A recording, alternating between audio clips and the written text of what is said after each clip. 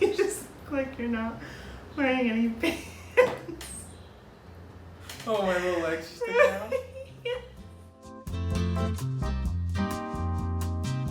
Hello and welcome to another quarantine story time with Raph. It's Auto Archives. We are here in my apartment with my personal library of a complete collection of automobile quarterlies, which I had dumped a ruinous amount of money into, and also this nice healthy stack of car styling magazines, Japanese auto styling industry publication that covers how cars are designed and covers design trends of the day. And I happen to have with me issue 83, the July 1991 issue, which is honestly, as many of these magazines are of this time period, stacked. There's all sorts of really cool stuff in it, like the Seat Toledo. Also the Citroen ZX, how the Honda Beat was designed, the wonderful Mazda Sentia, which was the last Mazda 929 that we got. But also in this is one of my favorite design stories of all times. It's the Toyota Soarer / Lexus coupe, and let's dive into, if I can find it. It's right next to the ad for a Giotto Capista or Caspito, which is a, if you know what this car is, shout out to you, this guy. No, we are talking about the Toyota Soarer, that's how you know this is a Japanese publication, / Lexus coupe. We got this as the Lexus SC, the Lexus SC300, and the Lexus SC400, and new Caltees power. All right, we'll get to that. Now, okay, so the thing that makes this interesting is it is a wonderful and dynamic story, but it really shows the development of Japanese auto design and engineering through the 1980s, which is, as we get into the tail end of the 80s, we call that the bubble era. That's when the Japanese economy was going nuts. Japanese car companies had tons of money that they could throw into over-engineering cars to be built probably better than they needed to be. Now, we can actually sort of trace how that developed because we have 3 little generations of the Toyota Soarer. Here's our Lexus SC. And we can see that before all of this time, Japanese cars were a little bit crude, and they had styling to match. They were kind of blocky and whatever. And then as the 80s progressed, we got much better engineering. This is a very tidy car that you could get with a retractable hardtop in Japan in the 1980s. But the styling hadn't really gone along to match. The engineering was better, the styling was still kind of fuddy-duddy.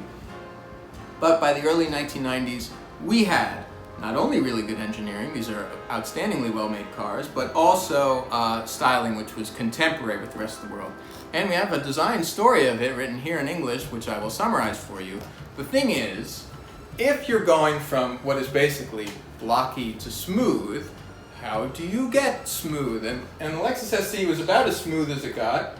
And how did they do it? They filled up balloons with liquid plaster and formed them into what they called organic shapes because they said the 1990s were going to be more emotional.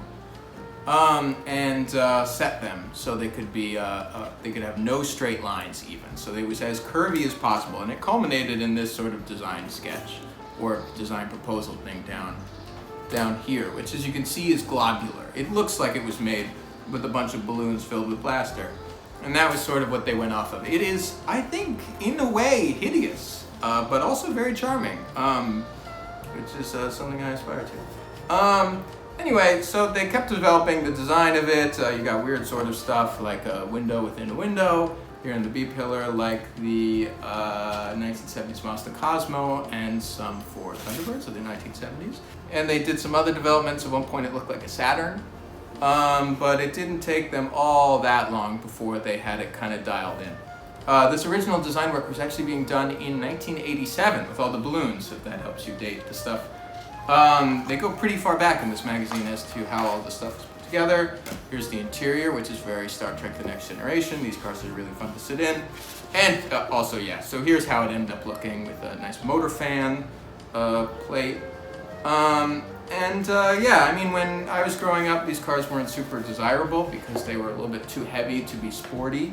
You know, everyone wanted a Supra, which was very similar under the skin. They were a little bit too heavy to be sporty. They weren't quite as luxurious as we thought they would be. you know, they were getting old. But now we can really appreciate them as being really well engineered. Here, for instance, is the V8 option you could get was the 1UZ. These things regularly do like 1,000,000 miles. This is a 1JZ, it's a 2.5 liter twin turbo. You can get it in Japan. America, we got the naturally aspirated 3 liter 2JZ, which is still a really sturdy engine.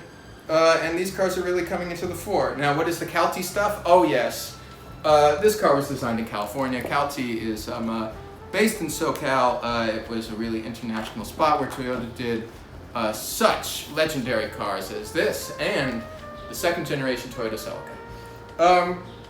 Well, I hope you appreciate all this. I'd really love to dive into all the other stuff, but I don't want to go through and shoot B-roll of all of it, and it takes a lot of time to edit, and I'm trying to move on with my life.